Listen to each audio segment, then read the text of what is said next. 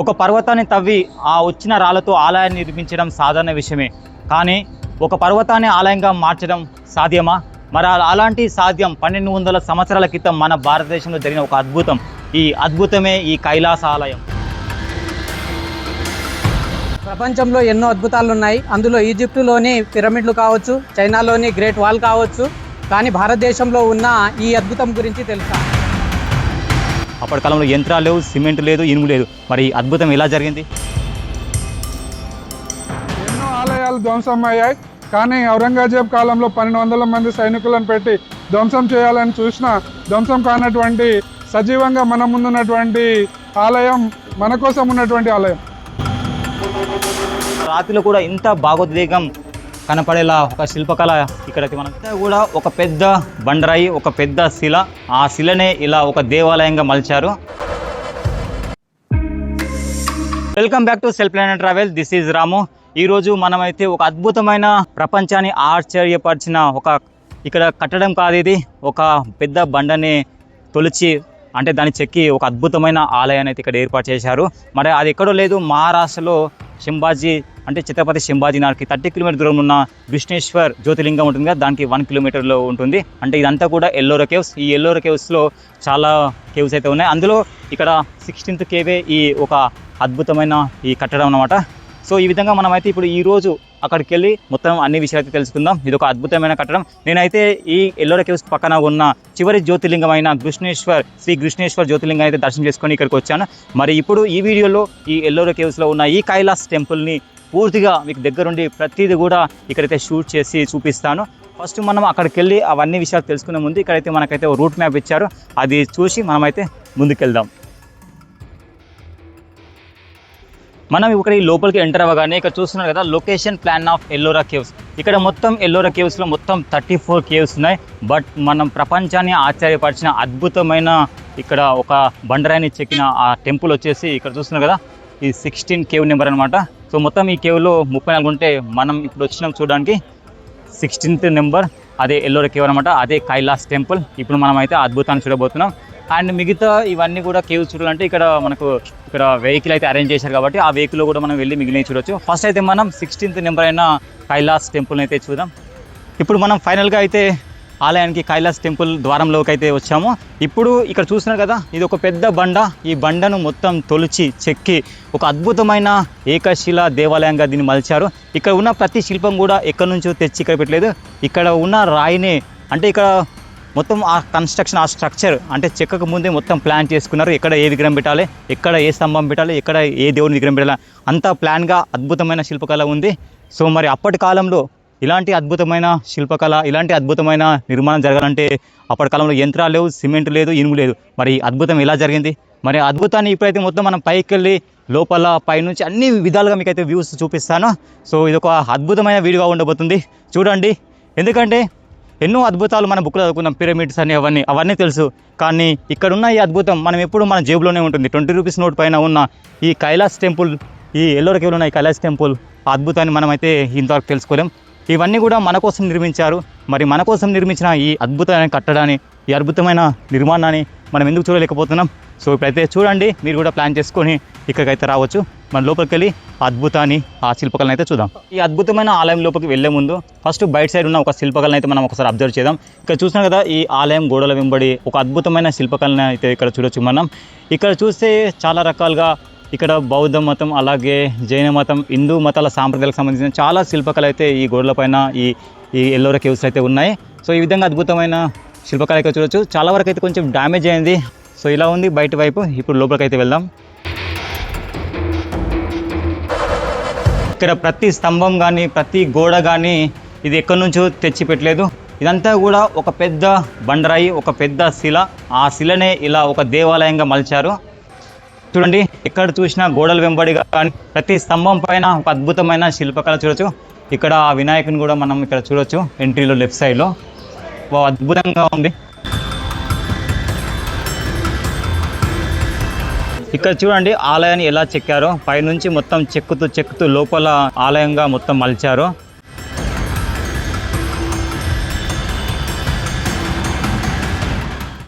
ఇప్పుడు మనమైతే ఆలయంలోకి ఎంటర్ అవ్వగానే సో ఫస్ట్ మనం కింద ఉన్న మొత్తం శిల్పకళను ఇవంతా కూడా అబ్జర్వ్ చేద్దాం. తర్వాత ఫస్ట్ పైన ఉంది, ఆ పైన కూడా అంతా అబ్జర్వ్ చేద్దాం. సో మనకు చాలా టైమే పట్టుతుంది ప్రత్యేకంగా షూట్ చేయాలంటే. ఫస్ట్ ఇక్కడ చూస్తే ఒక మనం శిల్పకళ చూడొచ్చు. సార్ అయితే ఇక్కడ చాలా సార్లు వచ్చాడు ఇక్కడ కాబట్టి సార్ చాలా అనుభవం ఉంది. సార్ ఒకసారి మీకు ఈ శిల్పాన్ని, ఇక్కడ ఉన్న శిల్పకళ ఒకసారి మీ మాటలు చెప్పండి. ఇక్కడ ఉన్నటువంటిది మనకి పురాణాల్లో ఉన్నటువంటి మహిషాసుర వర్ధిని మాత, వారి చేతిలో ఉన్నటువంటి గద, త్రిశూలము, మరియు ఇంతకుముందు మనకు ఇప్పుడిప్పుడే బాహుబలి సినిమాలో వచ్చినటువంటి 3 బాణాలు ఒకటేసారి వేయడం అనేది పురాణాల్లో వచ్చి తీసుకున్నటువంటిదే. మన రాజుల కాలంలో చాలా ధ్వంసమైనవి. మనం ఇప్పుడు చూసుకుంటే చాలా వరకు అక్కడక్కడ ధ్వంసమైనటువంటి ఇవి కనిపిస్తున్నాయి మనకు. ఎన్నో విగ్రహాలు, ఇక్కడ ఉన్నటువంటి అన్యోన్య దంపతులు ఎలా ఉండాలనే విషయాన్ని ఇక్కడ చిత్రకళ రూపంలో వివరించడం జరిగింది. దీన్ని అర్థం చేసుకోవాలి.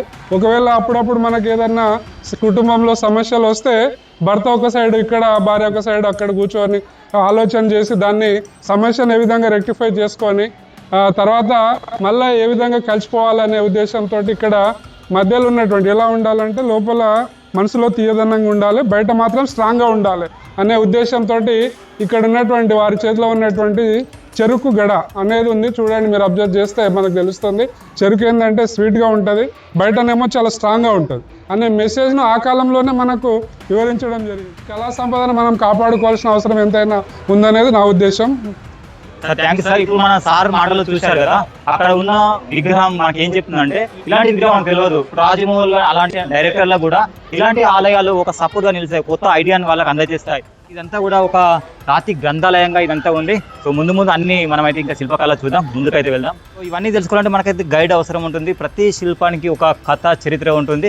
మరి అలాంటి రాయిని తొలుచుకుంటూ, చెక్కుకుంటూ ఒక ఆలయాన్ని నిర్మించడం, ఆలయ గోడల పైన అలాంటి అద్భుతమైన ఆ ఒక భావోద్వేగాలు మనకు అర్థమయ్యేలా, శిల్పకళలో ఉన్న భావోద్వేగాలు అర్థమయ్యేలా ఇక్కడ శిల్పకళ ఉంది. సో అన్నీ మనం అర్థం చేసుకోకుండా కొన్ని అయితే అర్థం చేసుకుని వెళ్దాం. మీరు వచ్చినప్పుడు క్లియర్గా అర్థం కావాలంటే మీరైతే గైడ్ని తీసుకోండి, ఇక్కడ అవైలబుల్ ఉన్నారు. మనం ముందుకెళ్ళి మిగిలిన విషయాలన్నీ తెలుసుకుందాం.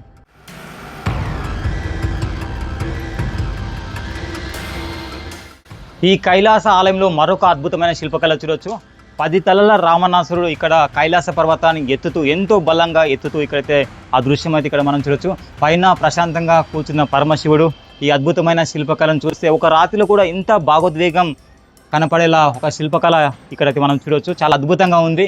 ఎన్నో శిల్పకళలు ఇలాంటివి ఇంకా చాలా చూడొచ్చు. ముందుకెళ్ళి ఇంకా అన్ని చూద్దాం. ఇలా మనం ముందుకు వచ్చాక చూస్తున్నారు కదా, మొత్తం ఒక శిలను మలిచిన తర్వాత మళ్ళీ లోపల సైడు మొత్తం ఇక్కడ మనం ఒక మండపాల్లాగా ఇక్కడ అయితే ఏర్పాటు చేశారు. అలా మొత్తం తొలిచి చెక్కి ఒక అద్భుతమైన ఆలయంగా ఈ కైలాస ఆలయాన్ని అయితే ఏర్పాటు చేశారు. చూడండి ఎంత పెద్ద రాతి బండ, ఎంత పెద్ద రాయి బండ ఉందో చూడండి. దాన్ని ఎలా మలిచారు చూడండి. మొత్తం చుట్టూ మలిచి మధ్యలో ఒక అద్భుతమైన ఆలయాన్ని సో ఇక్కడైతే నిర్మించారు. సో ఈ ఆలయాన్ని కింది నుంచి కాదు, ఎక్కడైనా కింది నుంచి నిర్మిస్తారు, కానీ పైనుంచే చెక్కుకుంటూ ఒక ఆలయాన్ని నిర్మించారు. మరి ఈ ఆలయాన్ని చెక్కినప్పుడు మరి ఆ చెక్కిన రాయి ఎక్కడ వెళ్ళిందో చాలా మందికి అయితే అర్థం కావట్లేదు. దగ్గర 2 లక్షల టన్నుల పైన రాయి ఇక్కడ నుంచి బయటకు తీశారని చెప్తున్నారు చారిత్రకారులు, అంచనా వేస్తున్నారు. ఈ విధంగా ఉంది. చూస్తున్నారా, ఈ గర్భగుడి చుట్టూ ఉన్న గోడల పొంటి మనకు చాలా ఏనుగులు అయితే, చాలా విగ్రహాలు అయితే ఉన్నాయి. బట్ ఇక్కడ కొన్ని విగ్రహాలు అయితే అంటే ఇక్కడ శిల్పకళ కొద్దిగా డ్యామేజ్ అయింది. ఎందుకంటే అప్పటి ఔరంగజేబ్ ఆ సుల్తాన్ల కాలంలో ఇక్కడ ఈ ఆలయాన్ని 1200 మంది అంటే సైనికులను పెట్టి డ్యామేజ్ చేయడానికి ప్రయత్నించినప్పుడు ఇదంతా కూడా ఒక పెద్ద బండరాయి కాబట్టి ఏదైతే అంటే ఏనుగు తొండాలు ఏవైతే విరిగాయి, డ్యామేజ్ అయ్యే ఛాయిస్నో అవి మాత్రమే డ్యామేజ్ అయ్యాయి. ఒక 10% వరకు అయితే ఈ ఆలయం డ్యామేజ్ అయిందని చెప్తున్నారు. బట్ ఇంకా మన కోసం ఈ ఆలయం అయితే ఇలా ఉంది. ఈ కైలాస ఆలయాన్ని అయితే 8వ శతాబ్దంలో రాజకూట వంశస్థులైన మొదటి రాజకృష్ణుడు అయితే ఈ ఆలయాన్ని నిర్మించినట్టు చరిత్ర చెబుతుంది. ఇప్పుడు మనమైతే ప్రజెంట్ మొత్తం టెంపుల్ బ్యాక్ సైడ్ అయితే వచ్చాం. ఇలా అద్భుతంగా అయితే ఇక్కడ నుంచి అయితే వ్యూ అయితే చూడవచ్చు. ఈ విధంగా ఉంది.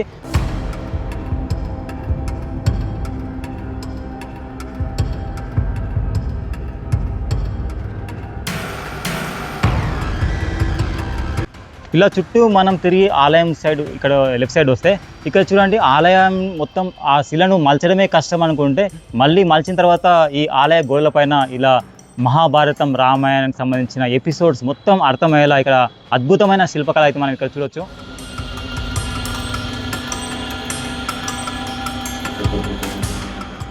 గర్భగుడికి రైట్ సైడ్ మొత్తం తిరిగి మనం వచ్చాం. రైట్ సైడ్లో కూడా చూస్తే మనకు ఇలాంటి పెద్ద స్తంభం అయితే ఉంది అండ్ పెద్ద ఏనుగు విధంగా ఉంది.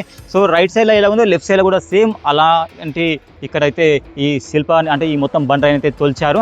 సో మొత్తం మనమైతే కింద ఇక్కడ ఎలా ఉందో మొత్తం మ్యాక్సిమం అయితే అంతా కవర్ చేసాం. ప్రతి శిల్పాన్ని కూడా షూట్ చేసి మీకు చూపించే ప్రయత్నం చేశాను.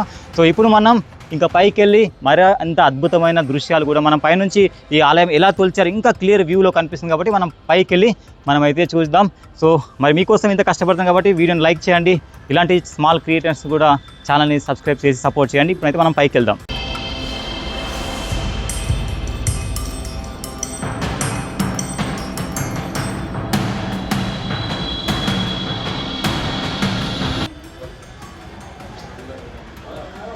మనమైతే పైకి వచ్చాము. ఇప్పుడు ఇక్కడ మన పాదరక్షణ వదిలేసి ఇక్కడ గర్భగుడిలో ఉన్న బడా శివలింగాన్ని ఆ పరమశివుని మనం ఇప్పుడు దర్శనం చేసుకొని ఇక మిగిలిన ఈ శిల్పకళను మొత్తం ఈ కైలాస ఆలయాన్ని మొత్తం అయితే చూద్దాం. ఇప్పుడు ఇక్కడ ఉన్నాం. తర్వాత మనం మొత్తం కొండపైకి ఎక్కి కూడా మొత్తం ఈ ఆలయాన్ని ఎలా మలిచారు మొత్తం క్లియర్గా అయితే మనం చూద్దాం పైకి వెళ్ళి. ఇప్పుడైతే ఆ పరమశివుని మహాదేవుని అయితే దర్శనం చేసుకుందాం.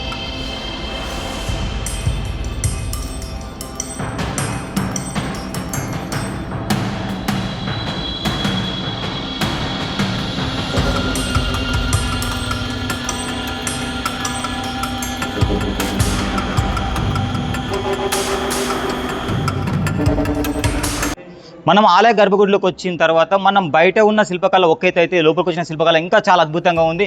ఎన్నో స్తంభాలు అయితే ఇక్కడ ఉన్నాయి. ఈ విధంగా ఈ కైలాస ఆలయం అక్కడ పరమశివుడు అంటే ఒక ఆధ్యాత్మిక క్షేత్రంగా మరియు ఇక్కడ అద్భుతమైన శిల్పకళతో ఒక చారిత్రక ఇక్కడ నిర్మాణం అంటే ఆ బండను తొలిచి అలాంటి ఒక అద్భుత నిర్మాణంగా ఇక్కడైతే ఉంది. కాబట్టి ఈ ఆలయానికి వస్తే మీరు అక్కడ మహాదేవుని దర్శించుకోవచ్చు. అలాగే ఒక అద్భుతాన్ని కూడా ఇక్కడ చూడవచ్చు. మనం ఇక్కడ గర్భగుడికి ఎదురుగా మనం చూడొచ్చు ఆ నందీశ్వరుని అయితే ఇక్కడ మనం చూడొచ్చు. సో ఇక్కడ నందీశ్వరుడు కూడా ఎక్కడి నుంచి తెచ్చిపెట్టిన విగ్రహం అయితే కాదు. ఈ ఆలయాన్ని మలిచినప్పుడే ఇక్కడ నందీశ్వరుని కూడా మలిచారు.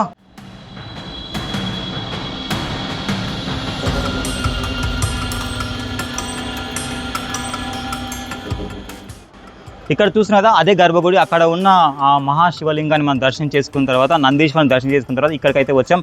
ఇక్కడ నుంచి మనం 20 రూపీస్ పైన నోట్ పైన ఉన్న సేమ్ ఫోటో ఇక్కడ నుంచి అయితే చాలామంది షూట్ చేస్తారు. ఇక్కడ నుంచి అయితే సేమ్ 20 రూపీస్ నోట్ పైన ఇక్కడ నుంచి ఆ ఫోటో ఉంటుంది కాబట్టి సో ఇక్కడ నుంచి బెస్ట్ వ్యూ ఉంటుంది. మీరు మొత్తం ఈ ఆలయాన్ని ఒక అద్భుతంగా మొత్తం వ్యూ పాయింట్లో ఇదైతే చూడొచ్చు.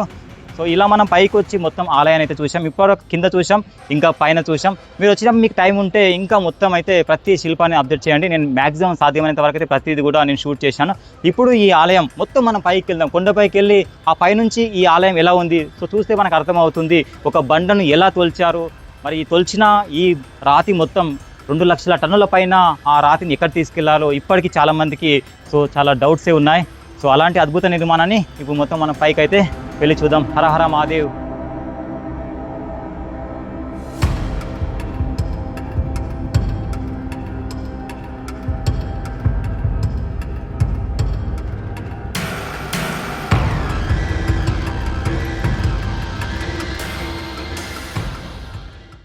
ఇప్పుడు మనం అక్కడ నుంచి పైకైతే వచ్చాం కదా.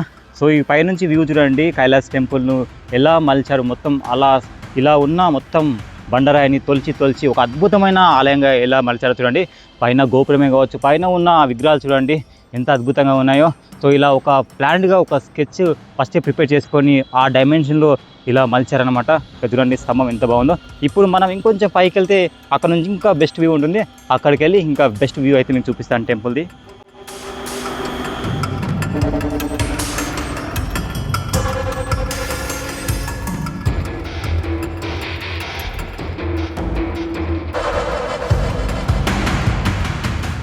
ఇక్కడ చూస్తున్న ఈ అద్భుతమైన ఆలయాన్ని ఎలా మలిచారో నాకైతే ఇప్పటికీ అర్థం అవ్వట్లేదు. చూస్తుంటే అది మరి మనుషులు నిర్మించారా, ఏలియన్స్ నిర్మించారా అర్థం అవ్వట్లేదు. మరి మన పూర్వీకులు ఆ కళ, ఆ చిత్ర శిల్పకళ ఎంత అద్భుతమో మనకైతే అర్థం చేసుకోవాలి. చాలా అద్భుతంగా ఉంది.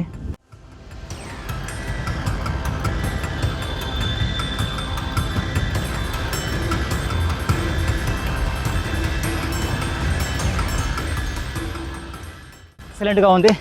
సో మీరు కూడా ఖచ్చితంగా ఇలాంటి అద్భుతాన్ని మిస్ కాకండి. చాలా అద్భుతంగా ఉంది చూడండి. సో ఇప్పటికైతే మనమైతే మొత్తం ఈ కైలాస్ ఆలయాన్ని ఎలా మలిచారు అన్నీ కూడా మనం తెలుసుకున్నాం.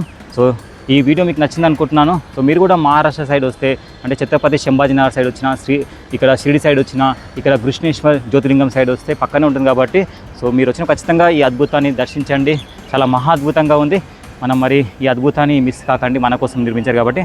సో వీడియోని లైక్ చేయండి అండ్ అలాగే ఛానల్ని సబ్స్క్రైబ్ చేసి సపోర్ట్ చేయండి.